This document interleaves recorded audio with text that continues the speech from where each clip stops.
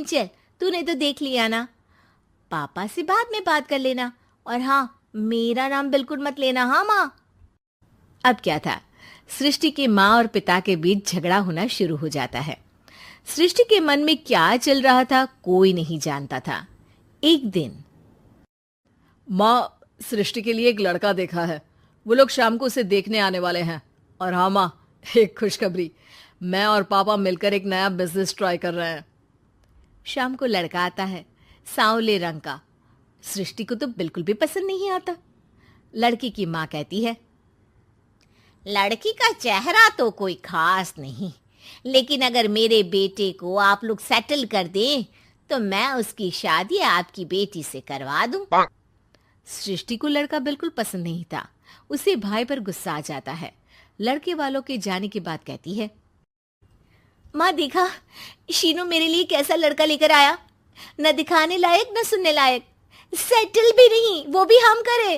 अरे माँ, मैं जानती हूँ ये मेरी शादी किसी भी घर में क्यों करवाना चाहता है। अरे, कैसी बात कर रही है बहन? तूने तो देखा ना, लड़के को मैंने ही मना कर दिया तुझसे शादी के लिए। जिसने लड़का बताया था उसने उसकी बहुत तारीफ की थी। बात आई गई हो जाती है, लेकिन सृष्टि का मन शांत नहीं होता। क्या करूं, कुछ समझ में नहीं आ रहा। मेरी शादी हो गई तो ये लोग पूरी प्रॉपर्टी शीनू के नाम कर देंगे, मेरे हाथ तो कुछ लगेगा ही नहीं। तभी सृष्टि को आइडिया आता है। वो किसी वकील को फोन करती है।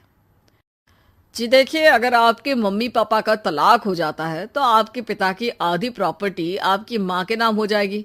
फिर उसे वो किसी को भी दे सकती है। सृष्टि अब माँ को बेटे के खिलाफ भरती है। माँ, शीनू पर नजर रखा करो, वो जिस लड़की के प्यार में है ना, वो शादीशुदा है। यहाँ आएगी, सारा पैसा, रुपया, जमीन, जायदाद सब हड़प लेगी। पापा का भी हाल तुमसे छुपा नहीं है।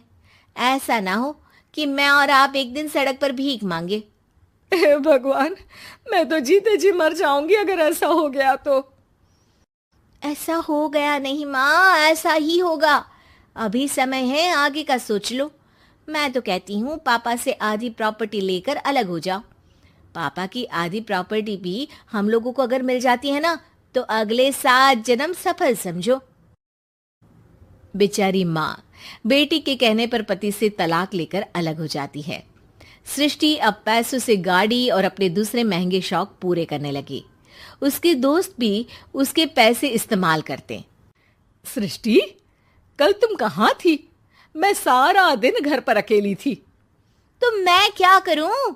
मैंने ठेका तो नहीं लिया है ना तुम्हें संभालने का। माँ को सृष्टि से ये उम्मीद नहीं थी। वो बैठकर रोने लगती है। वहीं उसका पति यानी कि सृष्टि के पिता आ जाते हैं। मैं जानता था कि तुम्हारा यही हाल होगा, तो आपने मुझे रोका क्यों नहीं? मैं रोकता तो तुम रुकती क्या? सृष्टि के कहने पर तुमने मुझ पर अपने बेटे पर शक किया, लेकिन तुम ये भूल गई कि कैसे हम दोनों ने मिलकर जीवन में इतना सब खड़ा किया। माँ पति के गले लग जाती है। मुझे माफ कर दीजिए, मैंने आपकी कमाई का एक बड़ा हिस्सा गवा दिया। कोई बात नहीं, तुम साथ हो तो मैं ऐसी 7 प्रॉपर्टी खड़ी कर दूंगा। तभी वहां सृष्टि आ जाती है रोते हुए।